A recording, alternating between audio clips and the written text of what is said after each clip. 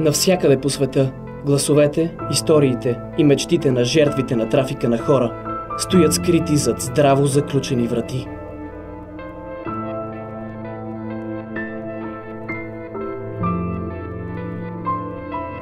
Какво би станало, ако ти държеше в ръцете си ключа към тяхната свобода?